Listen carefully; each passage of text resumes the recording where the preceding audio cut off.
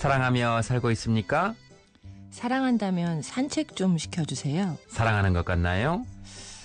사랑한다면 가끔은 좀 냅두세요. 어쩌라는 겁니까?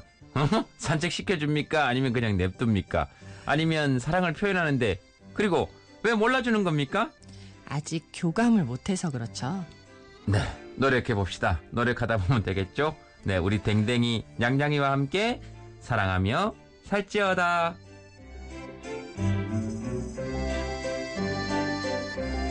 네, 사랑하며 살찌어다. 오늘은 동물편이라고 해야 되겠습니다. 동물하면 또 이분이죠. 동물들의 언니, 동물들의 누나, 동물들의 친구, 동물들의 기댈 어깨, 동물들의 울타리, 그리고 동물 언어 6개 수어 정도 하시는 6개 동어 정도 하시는 우리 수의사 박정현 선생님 어서 오십시오. 안녕하세요. 네, 어서 오십시오.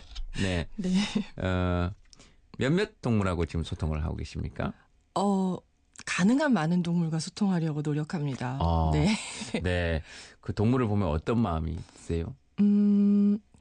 그냥 전 다 좋아요. 다 좋아요, 그냥. 다시 태어나면 저는 아까도 나와서 좀 깜짝 놀랐는데 혹등고래로 태어나고 싶어요. 2년 전까진 코끼리였는데요. 예. 지금은 혹등고래? 진짜 멋있잖아요. 멋있죠. 처음에 코끼리는 굉장히 민주적인 동물이기 때문에 코끼리 리더가 진짜 멋있거든요. 네. 나이가 많은 덩치 큰 암컷 코끼리가 대장인데 이렇게 막 리더니까 막 침팬지나 이런 애들처럼 함부로 하는 게 아니라 정말 멋있게 촌장처럼 있다가 그 무리의 위기가 되면 자기를 희생하면서 이렇게 몸으로 막 총알도 막아내고 나무도 부러뜨려서 애들도 구해주고 이렇게 하는 굉장히 현명한 리더예요. 그런 걸 보면서 난 다시 태어나면 코끼리가 돼야지 이런 생각을 했는데 혹등고래를 또 이렇게 공부하면서 보니까 혹등고래는 덩치가 어마어마하게 크잖아요. 그런데 그 안에 엄청난 배려심이 있는 거예요. 그래서 바다의 이제 수호자라고 하는 이유가 전혀 자기랑 상관없는 동물들이 위기에 빠져 있으면 그걸 구해줘요. 예를 들면 범고래 같은 경우도 덩치가 꽤 큰데 되게 난폭군이거든요. 그래서 이렇게 뭐 더 작은 귀신고래나 그 새끼 귀신고래 같은 경우를 이렇게 먹어버리려고 막 둘이서 몰아서 애를 숨을 못 쉬게 이제 가라앉혀서 이렇게 이제 뭐 먹거나 하는데 그럴 때 갑자기 어디선가 혹등고래가 슝 나타나는 거예요. 그럼 새끼고래를 등에 태우고 막 멀리 가요. 자기 새끼가 아닌데. 네네. 전혀 동물 세계에서 있을 수 없는 마치 사람이니까 할 수 있는 그런 행동처럼 그렇게 하고 적당히 범고래가 이제 따라오지 못할 곳에 내려주는 거죠.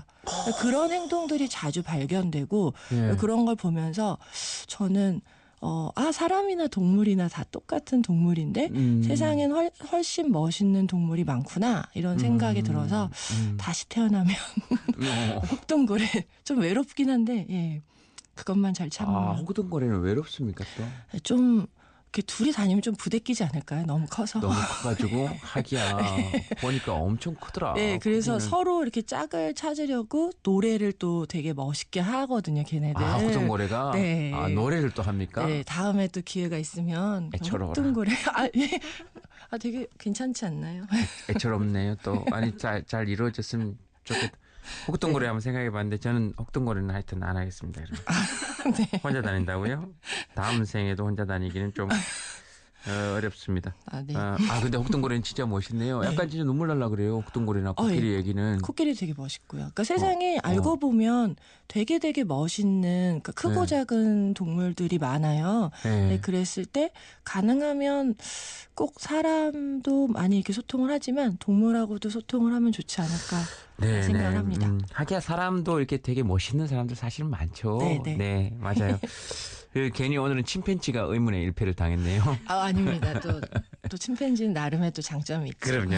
나름의 또 장점이 있고. 알겠습니다. 오늘 기대가 됩니다. 혹등고래 오늘 오랫동안 남을 것 같고요. 네. 제가 오늘 그 박정현 선생님께는 질문 드리고 싶은 것이 이렇게 개인적인 인사를 좀 나눠야 되는데 워낙 질문 드릴 게 많아서 바로 질문을 좀 드리겠습니다. 그 집에 그 고양이들이 옵니다. 저는 뭐 별로 좋아하진 않습니다. 고양이를. 그래요? 네. 별로 좋아하진 않는데 밥은 주고 밥은 준다기보다 나눠 먹고 그리고 좀 사실 서운합니다. 제가 안 좋아한다고 해서 걔들한테 안 좋아한다고 표현한 거는 크게 없는 것 같습니다. 네네. 근데 어느 날 새끼들을 낳았어요.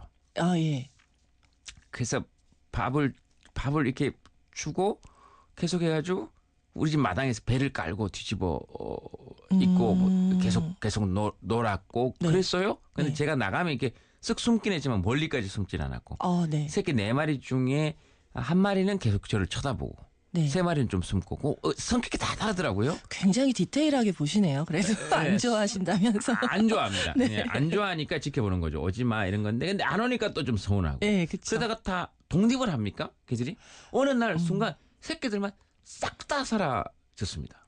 어느 정도 자라고 난 다음에. 자라고 난 뒤에요? 예. 어디 갔습니까? 애들이 독립을 했을 수도 있고 예. 안타깝지만 건강이 나빠져서 세상을 떠나는 경우도 있어요. 그러니까 의외로 길냥이들은 수명이 그렇게 길지 못하고 예. 또 무더운 여름이나 그 되게 추운 겨울을 나는 게 힘들기도 하고 또 기껏 태어났는데 한 2달도 채 되기 전에 전염병 때문에 사망하기도 하고 그래서 이렇게 생존 확률이 아주 높지는 않거든요. 그래야 한 5-6개월까지는 있었는데 그래도. 각자 독립을 했다고 생각하셔도 돼요. 근데 그게 뭐가 서운하시죠? 예? 그냥 집에 누가 있다가 없어지니까. 네. 근데 서운했다는 거죠. 근데 한편만 뿌듯하기도 하고 만약에 독립했다면. 네네. 뿌듯하잖아요. 언젠가 또 자기 새끼들을 데리고 나타날 수도 있어요. 그 중에 한 마리 나타났어요. 네. 근데 더 덩치 큰 고양이가 또 한 마리 와가지고 쫓아내더라고요. 이게 밥을 이제 주시다 보니까 여기는 고정적으로 밥이 있는 자리잖아요. 얘네들은 사실 유기동물이 아니에요. 원래부터 살고 있는 애들이다 보니까 그 밥이 있는 곳에는 여러 이제 동네에 있는 구역에 있는 애들이 올 수 있죠. 제한된 먹이가 있는 곳이잖아요. 그래서 서로 먹기 위해서 오기도 하는데 그럴 때 방법은 여러 군데 밥을 놔두세요. 마당이 좀 넓으시면 한 군데 말고 그러니까 좀 저 멀찍이 저쪽도 마당 구석에 이렇게 해서 고정적으로 놔주시면 애들이 그렇게 싸우지 않아요. 알겠습니다. 제 밥보다 지금 더 넣고 있는데. 네. 자, 오늘 그러면은 제 질문만 드렸네요. 질문하기 전에 동물들과 교감이 잘 안 된다 하시는 분들 고민 있으신 분들은 50원의 정보 이용료가 드는 샵 8000번으로 문자를 보내주십시오. 충주 미소진 쌀에서 쌀 보내드리도록 하고요. 그 사람도 이렇게 한 번 만나서는 잘 모르고 동물들도 그렇고 많이 만나야 되는데 이렇게 뭐라 그래야 될까요? 쌤은 이게 목소리나 이런 것들도 동물들은 잘 알아듣잖아요. 네네. 그 동물들하고 교감할 때 이렇게 목소리 중요하죠. 좀 차분하거나 아니면 몸짓이나 이런 게 네. 어때요? 그러니까 일단은 제일 중요한 건 내가 어떻게 말을 하느냐보다 나의 행동이 어떤 식으로 그들에게 받아들여질 수 있는지를 먼저 생각하는 게 중요해요. 네. 동물들은 대다수 몸짓 언어를 쓰잖아요. 우리는 음성 언어를 쓰거든요. 네, 그래서 내가 무심코 하는 행동이 그 아이들에게 다른 오해를 불러일으킬 수 있는 거예요. 이 교감이라는 건 첫눈에 되게 호감이 있었어도 서로 노력을 해야 이루어지는 거라고 생각하거든요. 그런데 그런 면에서 동물들은 굉장히 뛰어난 교감 능력자예요.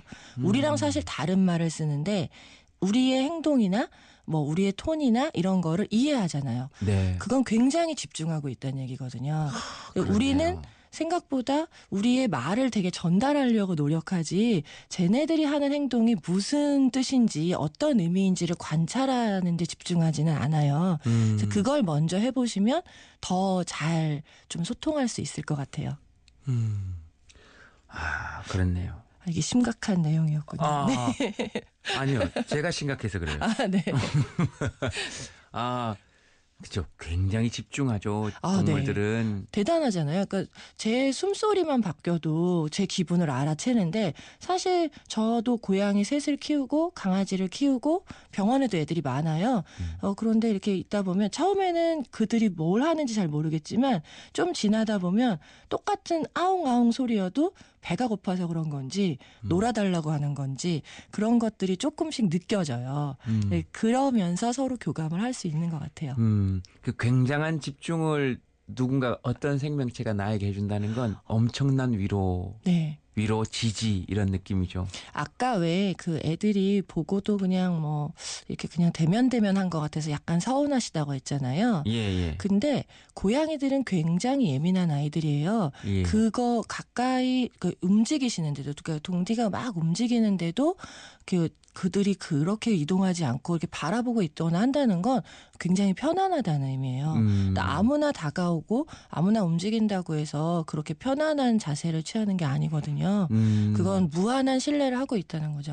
저 사람이 어떤 행동을 해도 난 괜찮다라고 생각하는 거. 그러니까 너무 다가오지 않아서 다행일 때도 있다 생각이 들더라고요. 요즘 그러니까 나쁘다고 표현하면 그렇지만 네네, 고양이 네. 해코지 않은 사람도 네. 있으니까 그래 저 경계는 해야 된다 네. 이런 생각을 했고 요즘은 밥 먹으러 와가지고 한 1m 거리 이내로 좁혀졌습니다. 이름이 있어요? 네, 이름 있는데 네. 방송에서 밝히기가 좀 그렇네요. 따로따로 밝히는 건 괜찮은데 네네. 네, 하여튼 뭐 네, 드라 뭐 이렇게 부르기도 하고 네. 새야 이렇게 부르기도 하고 밥을 줄 때 조금 더 다가오길 바라시거나 아니면 예. 눈빛으로라도 교감하길 원하시면 말을 계속 해주세요. 아 그래요? 이름을 불러주고 네. 별거 아닌 것 같지만 그 나의 어조나 나의 톤이나 그런 것들을 다 기억하기 때문에 제가 나중에 저희 애들도 삼순이라는 애가 있거든요. 병원에 밖에 있는데 제가 삼순 이렇게 부르면 저 멀리서도 막 뛰어온단 말이에요. 그때 그 짜릿함은 어마어마하죠. 약간 뭐랄까 그래 어렸을 때 우리 동물과 교감하는 사람을 꿈꾸잖아요. 네네. 그런 사람들 많잖아요. 이렇게 휘파람을 휙 불면은 갑자기 이렇게 확 새가 날아온다든지. 네, 저는 뭐 닭한테 눈 쪼인 기억밖에 없습니다만 그 왜 매하고 이렇게 딱 교감을 하거나 예. 그런 거 사실 꿈꾸잖아요. 뭐 네. 학대 의혹도 있긴 학대한다 뭐 이런 얘기도 있긴 하지만. 네. 하지만 어쨌든 그 동물과 무한하게 서로 교감하는 거는 정글북 같은 거 책 읽을 때도 막 박이라나 네네네. 그죠 곰. 네, 근데 그 이름을 한번 불러봐야 되겠네. 이게 너무 제 얘기만 하다가 저 얘기만 하다가 이게 사연은 지금 하나도 못 보고 끝날라 그럽니다. 어떡하지? 자, 하나 볼까요? 청취자 3642님이 보내주신 사연인데요. 친구의 추천으로 유기묘 입양하게 됐는데 자취방에 내려주자마자 나비처럼 나풀나풀 걷는 모습 보고 이름을 나풀이라고 지어줬는데 평소 퇴근해서 집에 오면 썰렁했는데 나풀이가 있어서 외롭지도 않고 좋은데 뭐 엄청 많이 해줬는데 나풀이가 관심조차 없다. 이게 아마 저하고 비슷한 거 같네요. 약간 쌀쌀맞다는 거 알고 있지만 고양이 습성이 나풀이는 뭐가 불만일까요? 아니면 제 관심이 좀 강한 걸까요? 네. 좀 과한 것 같습니다. 그러니까 너무 직진남이죠. 이렇게 보면은 예. 고양이는 그 직진 스타일보다는 상대의 취향을 알아주고 배려하는 걸 더 원해요. 그러니까 아마 이렇게 자기 마음을 표현하기 위해서 막 옷도 입혀주고 맛있는 것도 주고 이러는데 뭐 정말 그 3642님이 예쁜 옷을 입혀주셨으면 고양이 입장에서는 그 옷 입는 걸 대부분 다 싫어하거든요. 그게 싫었을 수도 있고 본의 아니게 괴롭힌 걸 수도 옷을 있고. 입고 있는데. 네. 그리고 맛있는 걸 줬다고 해도 비싼 걸 준다고 다 좋아하는 게 아니라 애들마다 그 입맛이 좀 달라요. 얘네가 한 6개월 정도 됐을 때까지 먹었던 음식이 대다수 자기가 먹는 음식이 되거든요. 네. 그래서 그런 것들을 좀 파악해서 주시는 것도 좋고요. 너무 적극적으로 막 예쁘다고 안아주려고 하고 자꾸 만지려고 하는 것보단 기다리는 게 고양이들과는 더 관계를 잘 유지하는 비법일 수 있어요. 적당한 밀당이 필요해요. 먼저 와서 부비부비를 할 때까지 기다리는 거. 네.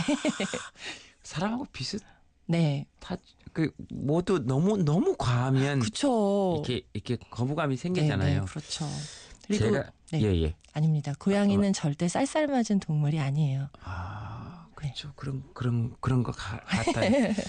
제가 그 나중에 지금 책 한 권 쓰고 싶은 게 사실 고양이 헌법 한번 쓰려고 지금 생각 중입니다. 그 우리 헌법에다가 고양이만 넣으면 굉장히 훌륭한 고양이 헌법이 되기도 하거든요. 기대하겠습니다. 네. 그러니까 예를 들면 뭐 헌법 10조 이런 것 같은 경우에는 거기 고양이를 넣으면 모든 고양이는 고양이로서의 존엄과 가치를 지니고 사람들은 고양이가 지니는 고유의 고양이성을 보장하고 확인할 의무를 진다. 모든 생명은 생명의 그런 의무를 이렇게 해서 고양이 입장에서 이렇게 헌법을 한번 해볼까라는 생각했었어요. 근데 오늘 스님 얘기 들으면서 되게 좀 혹등고래 헌법 이런 거. 네. 네, 그거는 진짜 그 헌법에 동물과 관련된 동물권이 명시될 수 있는 것과도 관련이 있지 않을까요? 네네. 모든 동물은 고유의 동물로서, 그러니까 각자의 동물로서의 행동을 자유롭게 할 수 있는 권리를 가진다. 네네. 이건 진짜 맞습니다. 멋진 것 같아요. 네네. 그런 거 이제 앞으로 지금 뭐 그렇게 하고 있기도 하죠. 그리고 그 범죄 피해 구조권이라는 게 있거든요. 형법에 30조에 보면 그 혹동고래 얘기 들으면서 아까 생각났어요. 누군가가 생명이나 신체에 위협을 받거나 하면 국가는 즉시 이를 구조해야 될 의무를 가지고 있거든요. 네. 혹등고래 조항 이렇게 해도 멋있겠다라는 생각이 들었어요. 제가 다시 태어나면 꼭 하겠습니다. 네, 저는 코끼리. 네, 저는 코끼리로. 코끼리로. 알겠습니다. 요거 하나만 하겠습니다. 2592님, 선생님 우리 집 냥이들 세상 구경해주고 싶은데 한번 밖에 나가면 계속 나가고 싶어 해서 실내 냥으로만 키우라고 하네요. 케이지나 유모차에 넣어서 외출하면 안 되는 걸까요? 고양이 두 마리가 지금 문 밖을 쳐다보면서 어머나 두 마리가 너무 나가고 싶어 하나 봐요.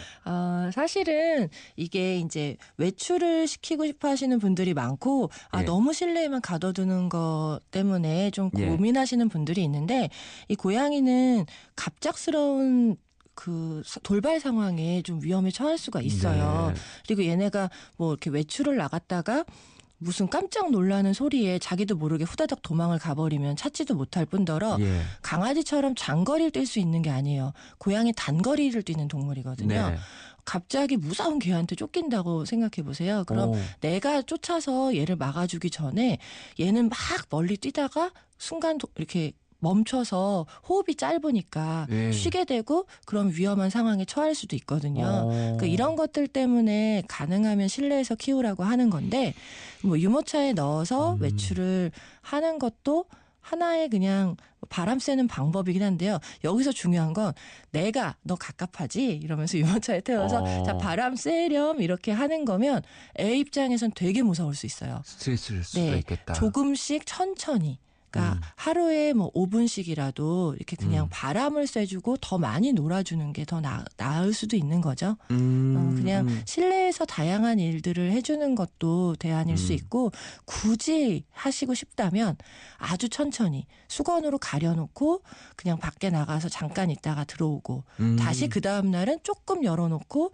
다시 들어오고 이런 식으로 해야 되는데 전 그것보다는 개인적으로는 실내에서 더 많이 놀아주셨으면 좋겠어요. 네, 그러니까 광고 들어야 되는데 그 고양이가 밖에 이렇게 쳐다보는 게 진짜 나가고 싶다가 아니고 참 밖에 애들 고생 많다 이런 걸 수도 있으니까. 그럴 수도 있죠. 네. 알겠습니다. 선생님 오늘 고맙습니다. 네. 꽉꽉 쥐었다. 네, 광고 듣겠습니다.